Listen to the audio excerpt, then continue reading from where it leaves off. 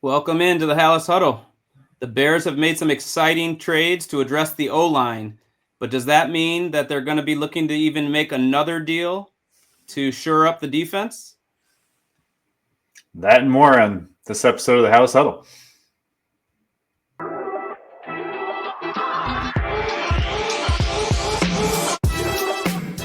Welcome to another episode of the Hallis Huddle Podcast. Here are your hosts. The middle of the 15 to the 20, breaks free of the 25 to the 30, to the outside, 40, midfield, 40, 30 of the coast, 20, 15, Hester 5, touchdown Bears! What's up, Hallis Huddlers? Huddle up! All right. So, wow. We are chugging along. The Chicago Bears are making a ton of moves already, right? I talked about it last night with the two trades. What did you guys think really quick? I went into it in pretty good detail last night, but what do you guys think about the Thuney and the Jonah Jackson trades? I'll go to you first, Justin. All right. Well, first of all, my attorney is going to be reaching out to yours.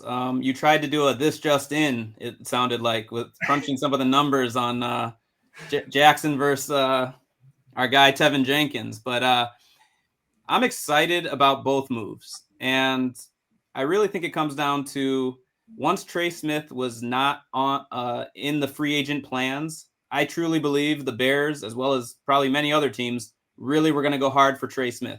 And when you remove Trey Smith from the free agent market, there are names, but none of them are slam dunks. We mentioned Will Fries on this show. He's coming off a major injury. You got guys like Aaron Banks. I don't know. He's fine, but he's not that top guy. And so neither is Jackson, I will say. And he's also coming off an injury. But with Thuney, you are getting a solid player. He's up there a little bit in age, I believe 32. But to me, that's kind of like what we were talking about if you go after a guy like Zeitler. And all it cost you was some draft capital that I think the Bears can be okay giving up. In the case of Thuney, it's a fourth next year. And you're hoping that's a later pick in the round if you're, contending for the playoffs. And with Jackson, it's a 6th round pick. So the money comes out what I think is going to be what the market is going to say for these other free agents, except you don't know who they're going to be and you don't know you're going to get them. Whereas if you make the decisive move ahead of time, you get the early jump and you get your guy. And I feel like that's what the Bears did. Yeah, I mean, each of these moves on their own are just fine. I like the Thuney move a lot more than I like the Jackson move. I mostly just because I think the Rams were probably going to cut Johnson anyway, so you just maybe take that risk. But instead, he gave up the draft capital, not a lot of draft capital, but something. So each one's fine. And, you look at our big needs that we talked about. We needed a left guard and a right guard. We got a left guard and a right guard. All should be well and good in the world, right? But it does concern me a little bit that this just seems to be how Poles prefers to address these glaring needs, right? Go out and trade for Ryan Bates, just make a small time signing and blanking on the guy from Tennessee that just didn't work out. So forgettable. Nate Davis, right? Really never addressing the center. So he's just like taking bigger swings, playing his greatest hits and just going out and, getting temporary solutions. So if what he's doing here is just a precursor to some real investment and development and offensive line through the draft, then great. All is well and good. This is just, like you said, the Zeitler move on steroids with an all-pro player, right? But I am concerned that this is just, it's curing the symptom and not the disease. And until I see some real investment, through the draft and the offensive line, I'm still just going to, not really give him all the credit in the world for these moves until I see the whole plan come to fruition. Yeah. Oh, go ahead, Rob. I was just going to say, I gave you credit on the show last night with the way that you described it. So, and I think I'm right there with you. If it's not their only move at offensive line, then I'm okay with it. I think it raises the grade. I know we had Dr. Truth in the comment section saying he gave an A to the Thuney trade and a D to the Jonah Jackson trade. Yeah, it's hard to disagree with that. Yeah. And it makes me more concerned if I'm worried about he's falling into his old habits with these trades where it's just going to come to just nonsense and trying to solve the center position as well. So until I see something different, as good as bringing a Pro Bowler in and all pro is, until I see something different, I hate to bring this up because it makes me in particular look bad. But we thought the Bears were going to be kind of borderline contending last year with a rookie quarterback. And clearly they were not. But I put a lot of that, a lot on the fact that they probably had one of the worst coaches in the league, as it turns out. And I'm not saying Ben Johnson's one of the best, but we feel he's a major upgrade. And so with some additions to a roster that we thought was like ready to start competing, they probably feel like, hey, let's compete now, but let's compete in the future too. And so that's where we really have to see the complete plan. Like you said, Bob, you got guys now that can play, and get some guys now learning behind them so that you can sustain this. So we have to see the complete plan. Tonight's episode, a little bit about looking forward as well, of course. But we're in wait and see mode, but it's exciting that they're taking some swings. That's right. All right. Well, with that already kind of out of the way, it might not be as exciting as people thought once free agency starts. Or will it? Because maybe they're looking at making another trade. Maybe they're going to make a big splash play on Drew Dalman. Who knows? There's roughly $45 million in cap space left. That doesn't, though, necessarily mean that's what it's going to be, because they could do some extensions, specifically for Thuney. I don't think they'll do anything necessarily with Jonah Jackson, but could definitely increase that cap number. They can cut Ryan Bates. I was just Get about another $4 million. Come on, do it. Then those pictures are going to come out, whatever pictures he has of whoever. So, Justin, I guess this whole episode is going to be about what they could do if they make a trade at defensive end, right? The big news was Trey Hendrickson being approved to seek a trade partner. But there's some other names that have been floating out there for a while too. Max Crosby just re-signed, so his name's off that list. But we're going to talk about that today. Well, I think there was some other big news too. Joey Bosa being cut. I'm not a fan of the Bears going out to sign Joey Bosa, but where I think this is big news is that makes me feel the Chargers are serious about potentially re-signing Mac. And as viewers of the Hallis Huddle know, that was a guy we thought the Bears should be targeting, as a guy we targeted here in our mock offseason.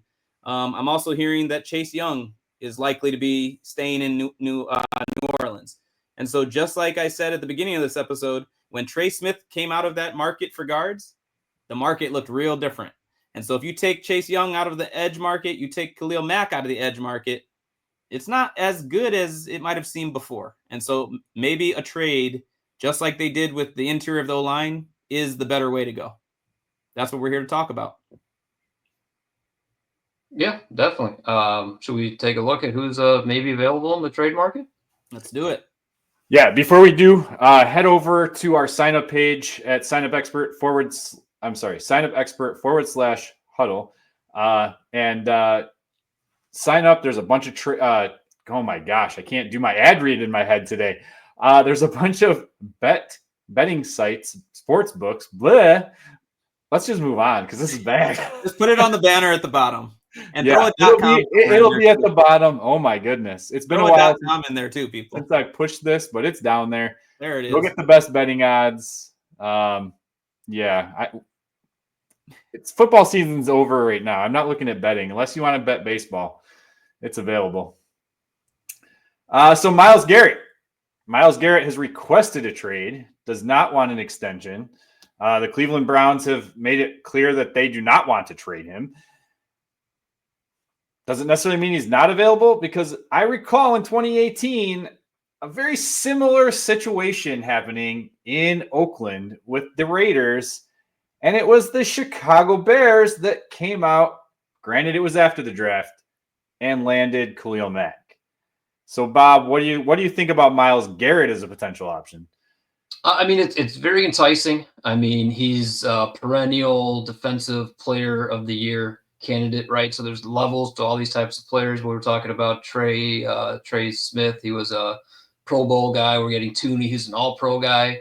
And, Myles Garrett is an All-Pro. I mean, not just an All-Pro, best player in the league on defense. So you add that to this defense that was already pretty good. You got a bunch of really good players. Now you add one of the best in the league. It's very enticing and something I think is worth very much looking at, considering if he's legitimately available.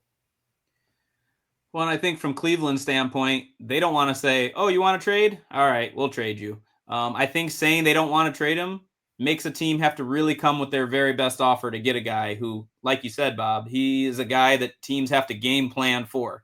And he's a complete player, too. He's an edge rusher. He'll get sacks, but he'll set the edge, too, and take lots of double teams, sometimes triple teams. So clearly a player that you would want. It's just a matter of what's it going to cost you, both in draft capital and then, of course, extending him. Yeah. So in this situation, Garrett's a little bit on the older side compared to what Khalil Mack was when he came here. He was 27. Myles Garrett's 29, birthday in December. So we got him at 29.2 years old. His contract, though, he has 2 years left on his deal. What's interesting is he has an $18 million roster bonus that can be spread out over 5 years. There's some void years there that actually brings his cap hit into the range of under $5 million. So depending on, what the extension might look like, that could play a part here. But there's some wiggle room in this case for the team that actually goes out and gets Myles Garrett. As you can see, Defensive Player of the Year voting every year, all pro, first team and second team almost every year, MVP voting in 2023. So 14 sacks. The guy is just an unbelievable force, and I don't see him slowing down anytime soon. He's probably the cream of the crop when it comes to sack production or consistent sack production out of this group. Anything else before we move on to the next guy? No, I think what does an extension look like if we do go there? I mean, Garrett, he's probably looking about $35 million for 3 years, 4 years, something like that. Yeah. So the Max Crosby extension just took place, and he's at $35.5 million in AAV. So I would think that Myles Garrett would be somewhere between that 35.5 and 40. We know Micah Parsons, who we're going to mention here in just a minute, is one of those guys who wants $40 million. So he's younger. I think with Garrett, I think Garrett, you're probably looking at 36 and a half. He should get more than Crosby. Correct. All right. So one of the guys who's probably the most likely to be available, because they just came out and said it, Trey Hendrickson, 1 year older, almost to the day to Myles Garrett. He has 1 year left on his contract. It's a $16 million cap hit. Obviously, he's probably going to want an extension as well. We'll talk about that in a minute. But another dominant sack guy, 17 and a half sacks over the last 2 years, and then 8 sacks the year before. So I don't know. Bob, we'll go to you first. What are your thoughts on Trey Hendrickson? Yeah, I mean, he's just got nonstop motor. He's just all go all the time. He's probably a little bit more pass rush than run defense. But, that might not be the worst things. I believe Dennis Allen's thing is, kind of create pressure from the outside. The age kind of concerns me. At some point, guys do tend to fall off. And he is more of a Pro Bowl type level player. Maybe all pro, in the right type of year, then we're talking about one of the best players on defense in all of football. But a really good player who would no doubt make this defense better. I just want to clarify something, Rob.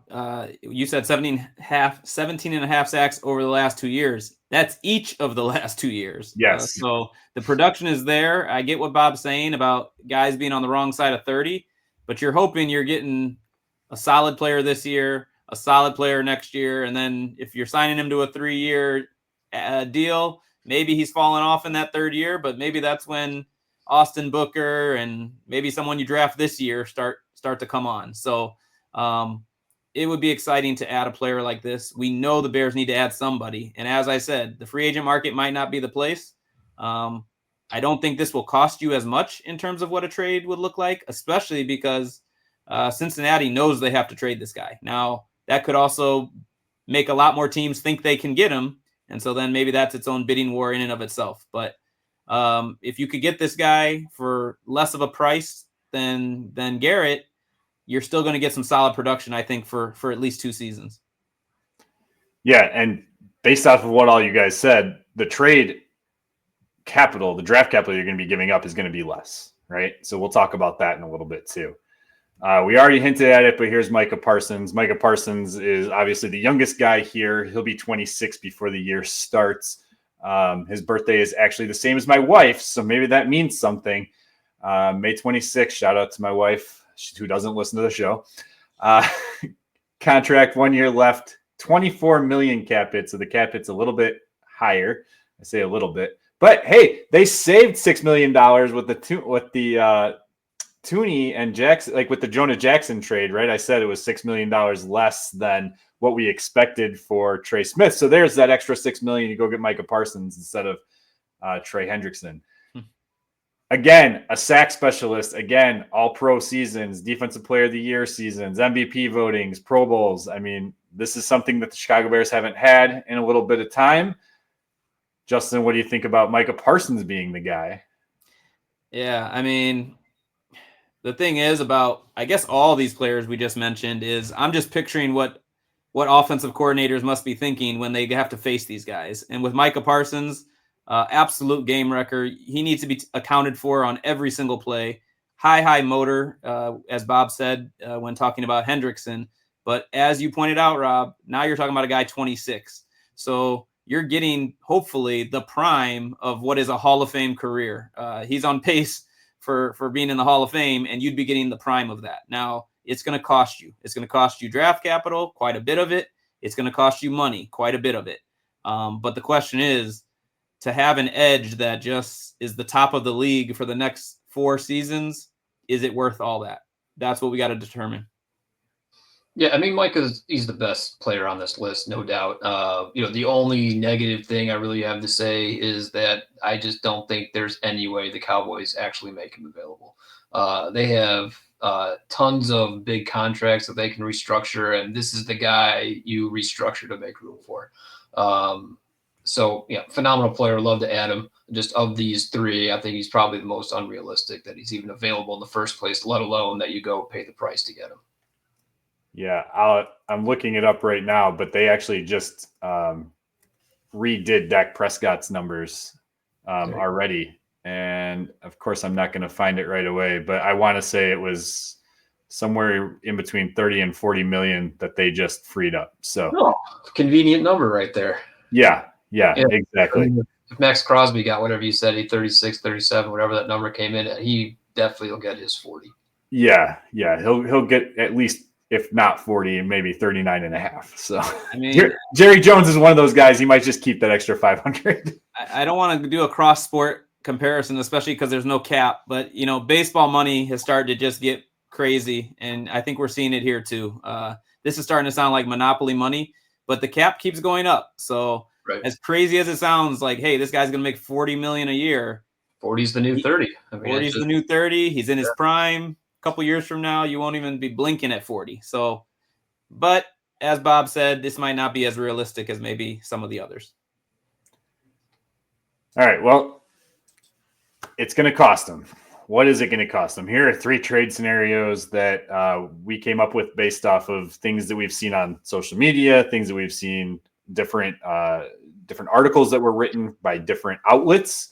The Bears aren't the only teams that's going to be going after these guys, right?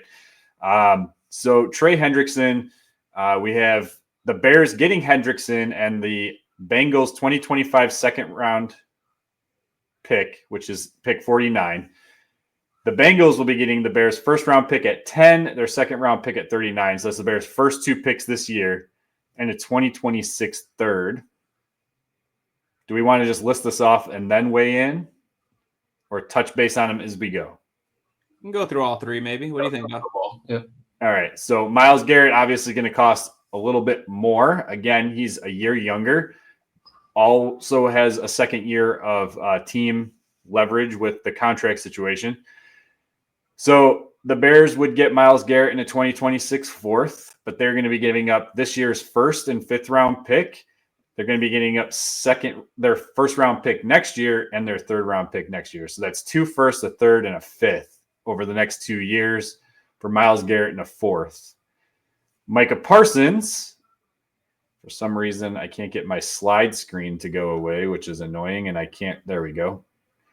Micah Parsons, very similar trade to the Myles Garrett situation. The big difference is that you're giving up a 2025 first and a 2025 second this year versus that fifth rounder, because let's be honest, it's an extra 4 years, right, in age. Otherwise, the Bears are getting back the same thing. And then, of course, as we said, with all of these guys, you're giving up money, but we'll let the capologists figure out what that would be. Yeah, I mean, there's enough to sign any of these three guys, Yep. right? Depends on how you restructure other guys on your team. Like the money will be there. We might get into a little bit later. There won't be much money for much else after the trade for Tooney and Johnson. But so, Bob, when you look at all three of those trades lined up against each other, along with our analysis that we just went through on the production you expect from each of these guys, where are you leaning? So, I mean, I'll rule out the Myles Garrett one right away. It's 2 first-round picks for a guy who's about to be 30, 29 point whatever. I just think that's too much for that stage of that career, though. That's valuable capital. So I'll rule that out right away. And then now you're talking about, are we really going to get that investment? It's basically the Mac trade 2.0 if we go Parsons, or are we going to kind of split the difference and get an excellent defensive end at the least cost of the three? And I guess I also should have mentioned it earlier in the episode. We're going through this exercise saying we're going to trade for a veteran defensive end, right? We're not debating the merits of trading for a defensive end versus keeping your draft capital. We're just saying if you go down the path of trading for a veteran defensive end, what does that end up looking like? So bear with us as we go through this. Yeah, for those of you who are new to our channel over the last couple of weeks, thanks to our mock off-season episodes, again, we greatly appreciate all of the new supporters. Please, if you haven't subscribed, hit that subscribe button. The comment section, we love to keep that flowing. So you tell us what you think out of these three. And again, this is an alternate universe. We hinted that we were going to be doing these alternate universes. And in this alternate universe, the Bears are making a trade for Trey Hendrickson, Myles Garrett, or Micah Parsons. We are making that decision. You tell us which one you want out of these three based off of these three trade scenarios. We're going to tell you which one we decided on. So, Bob, I'm glad when you discussed Myles Garrett that you brought up Khalil Mack. A lot of Bears fans go back to that trade, and I'd say a fair amount of them look back on it in a negative light. But it's very similar in terms of what they had to give up and what they got back. Mack was 27 at the time, and I just want to point out, I believe that first year, which he helped lead them to the playoffs. If it weren't for a double doink, we don't know how far they would have went. He was second for Defensive Player of the Year to Aaron Donald. So, he earned every penny of that. I want to defensive player contract. But now you're getting a guy 2 years older than that and paying basically the same price. So I see where you're coming from. It wouldn't be my first choice of what I see up on this screen. And even though Micah Parsons, we agree, is the best player, one, it'd be hard to imagine, like you said, the Cowboys are going to give him up. And that's quite a lot to give up in terms of draft capital. I mean, at the end of the day, would it be worth it?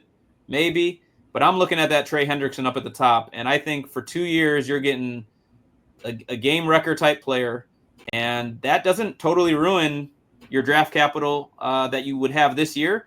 And as we started out the show, these moves that the Bears have been making, and assuming they make one of these moves, would be great, but you can't mortgage your whole future for them. And so I think I would lean towards Trey Hendrickson. You're getting a solid player now. You still have draft capital to start to build for the future behind some of these guys you'd be acquiring. Yeah, so we do have to remember that the Bears did give up a 2026 fourth for Tooney, right? So now you're going to have no third or fourth round pick in 2026 if you make this move. But the Trey Hendrickson trade out of all of these is the option, obviously, in my opinion, to go, because you're going to have nothing left if you do either the Garrett or the Parsons trade for 2026. And I am all for building through the draft as much as I am making a big splash here. I also am leaning the Trey Hendrickson trade. I'm not leaning. I am stamping my approval on it because you are losing your first 2 picks, but you still have pick 41. Now you have pick 49. You still have 72. So that's still 3 picks in the top 100 that you can put towards your team building for your future. Yeah, I support that. Of these 3, I think going forward with the Trey Hendrickson trade just makes the most sense. So if you have, Rob, if you have 41, 49, and 72, what can you do with that? I mean, you could package it and move up. You could move back, but what if you stay? So if we stay at all of those picks, we are looking at, and guys, these names are just kind of placeholders, okay? At this point, we're just talking types of guys that you can get at these spots, what positions to attack at these spots based off of how this draft class is. So at 41, I think they need to go with some type of interior offensive guard. Okay, we went Gray Zabel, the reason being that he has some versatility. They had him doing snaps at center at the Senior Bowl. So is it possible that he could be your center of the future? If they bring in like an Evan Brown or they bring in, somebody Coleman Shelton, not Drew Dahlman, basically in the situation, right? Again, they still have the kid out of Arkansas too that I really like. So versatility there. 49, we need a running back. The Chicago Bears cannot go into this season with just DeAndre Swift and Roschon Johnson. We are predicting Trevion Henderson to still be there at that point in the draft. It's pretty early, mid to early second round. I think that makes sense. He's 4th on my board. So I think he could definitely be there. He's an all-around type back. Will definitely improve this offense, and Roschon Johnson will probably be kind of out of a job. At 72, we were kind of leaning defensive tackle or safety. I think both of those are a big need. We haven't discussed it a lot here. I will be putting out an article at Bear Goggles on why I think defensive tackle isn't as big of a need as people think, and it's kind of got me putting it lower on my want list. I can't remember where I had it in my rankings, in my 1 through 5, but defensive tackle depth is very important. I personally picked CJ West. Some people have him lower. I have a 3rd round / 4th round grade on this guy out of Indiana. Just a quick guy, a little bit of inconsistencies, not the best competition coming out of Indiana, but they play against some of the big teams. Had a great season in 2024. High motor type guy. Jalen Reed out of Penn State. We're keeping it local. In the Midwest here was another option that we threw out there at safety for this option. Again, placeholders. If you want somebody else at these picks, throw it out there in the comments. I'll debate you more in there. That's not a problem. So real quick, going back to the 2 trades the Bears already did make, we already all agreed Tooney's a great pick, a great acquisition, I should say. And Jonah Jackson's the one people have a little more reservation on. The way it's set up, you could get out of his deal next year if it doesn't go the way you want. And if you draft a guy like Gray Zabel, you have the person you could slot right on in there. You talked about his versatility, Rob. Center, they have to address it somehow. Is he that guy? At least you'd have a guy to see and test it out. And as I kind of said, I don't know if anyone heard me, Coleman Shelton looks a lot better to me with 2 guys that you feel pretty confident at guard playing next to him. I mean, he wasn't horrible. We had wished there was a better long-term plan, but I feel better about him if you can't now get a Drew Dahlman. I like where this would have the Bears positioned. This will tell you where the center market is for free agency. Coleman Shelton is number 3 on Pro Football Focus's free agency list for center position. Number 1 is Drew Dahlman. Number 2 is Ryan Kelly.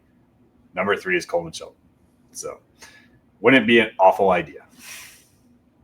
Bob, did those draft prospects move you in any way? Yeah, I mean, we came into this offseason with needs at both guard spots, center, defensive end, defensive tackle, safety. Look at the 3 trades we made. We addressed interior offensive line, defensive end, the draft class. We can still get a solid interior offensive lineman. Gray Zabel looks like he's probably going to be a center.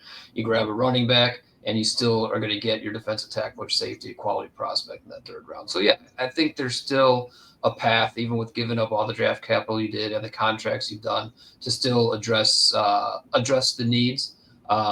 There's still some work to be done underlying just truly investing in the lines through the draft. But yeah, it would be an exciting roster to go into the season with. If that's the path they go down, trading for veteran defensive end, there is still a pathway to rounding out your roster.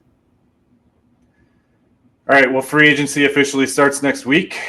We will be back with probably some more news, maybe some news or noise episode for next week. And then draft content will continue. So I got nothing else for this episode. Justin, Bob, you got anything else to add? No, I'm just excited to get into free agency. I think it's going to be fun to see how it all plays out. Are they still in the Dolman sweepstakes? Are they just going to sit back and just, rest on their laurels of these trades? It's going to be really interesting to see what happens Monday and Tuesday next week. All right. Well, until then, everybody hit the subscribe button, hit the like button, leave comments, bear down, claws up.